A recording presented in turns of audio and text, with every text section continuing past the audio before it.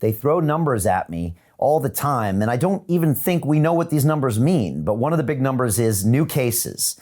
The other number is hospitalizations, and the other number is deaths. And yet, as I'm sure we'll talk about, each one of those numbers, when you drill down to it, could have a variety of meanings. And yet our media uses it to almost shock and awe us. Our governments use it to do these strange draconian lockdowns. And sometimes apples aren't oranges, and the data from April doesn't compare with the data from November. So really want to get your thoughts about just kind of that data dump we get every day. Is it the right numbers we should be looking at as far as cases and deaths and hospitalizations, or are there other numbers we should be looking at? Yeah, so there is a lot of data that's kind of thrown at us. And I suppose what the COVID pandemic has done is kind of brought data more to the fore. I think everybody's thrown with numbers every single day on the news and the newspapers, as you say.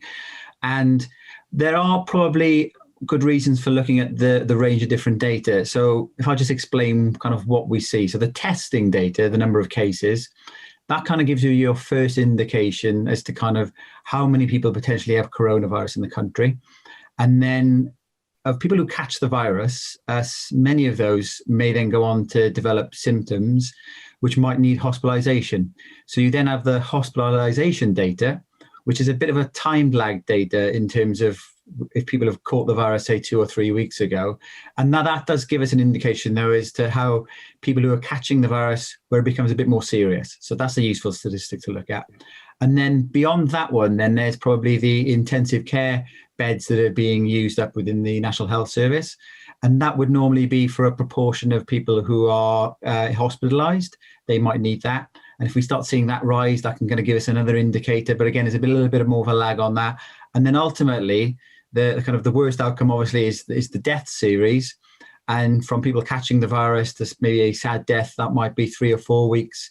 So there'll be a time lag. So when we see the data being presented, how many deaths have occurred, say, in the last 24 hours or been reported in the last 24 hours, that will generally kind of replicate or represent what was kind of going on maybe 4 or 5 weeks ago in the UK. So they all have their place. But I think sometimes you get a lot of different numbers thrown at you. So if you just take the death series, for example, we know that the official government numbers, which give us how many people have died in the UK having tested positive from COVID within the last 28 days, that's currently around 53,000. But we know we didn't test many people at the start of the pandemic. It kind of caught us by surprise. So there was lack of testing because it was a brand new virus. So a lot of people did die during the first wave of the pandemic, but didn't have a test, who were not included within that number.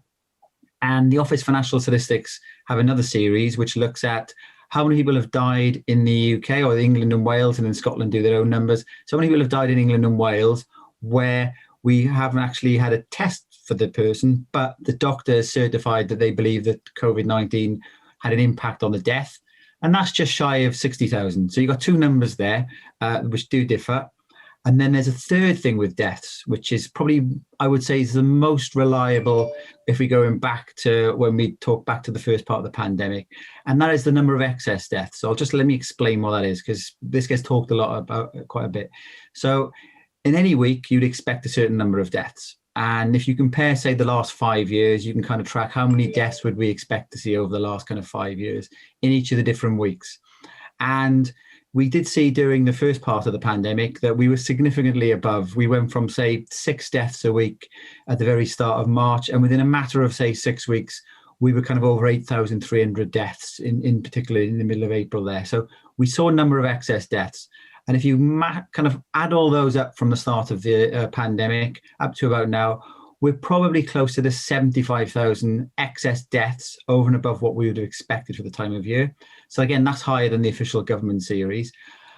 But that won't be just solely COVID deaths. There may be other people who have sadly died over the last, say, 6 or 7 months that possibly wouldn't have died because maybe they haven't had medical treatment, etc. So I hope that explains the different numbers that we see. They all have their place. And they're all giving slightly different time lag indicators as to the impact of the virus. Okay, that's super helpful.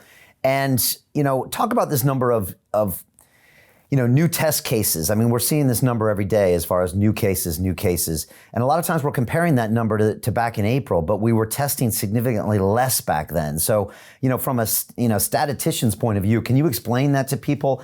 Can we compare those numbers, or is one completely different than the other? And maybe we can even go into, that whole concept of testing. Yeah, so there are some issues with the testing numbers.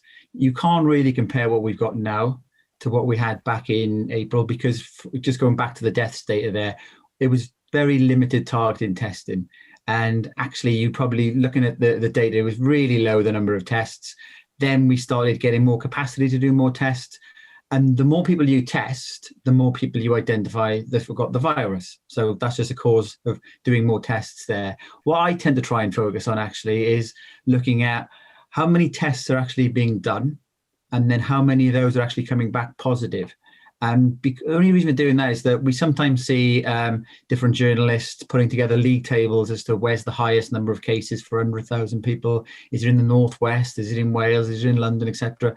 The difficulty you have with that is if you say you have area A and you test twice as many people as area B, well, you will find more cases in area A versus area B. So I tend to focus on how many tests are being done, but then how many of those are coming back positive. And I'm just going to really give you an example of where sometimes the confusion, or you can actually be using the data to kind of manipulate a story. So in where I live in South Wales, we had local restrictions came in Caerphilly.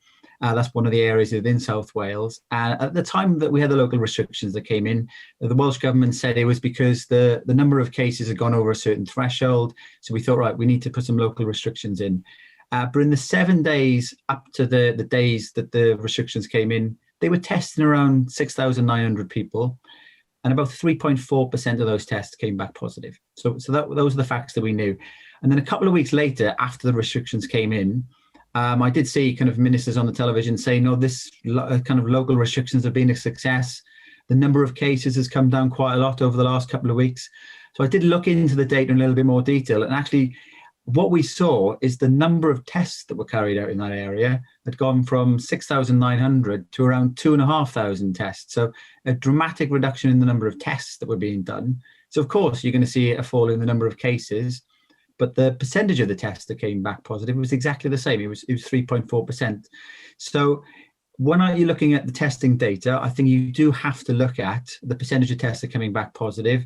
That will give you a fairer reflection as you go through a time. And it is quite clear, though, in the UK at the moment, we have been seeing over the last 6 or 7 weeks increases in the percentage of people testing and coming back positive. So there is clear indication of a second wave, although there are large regional variations across the country.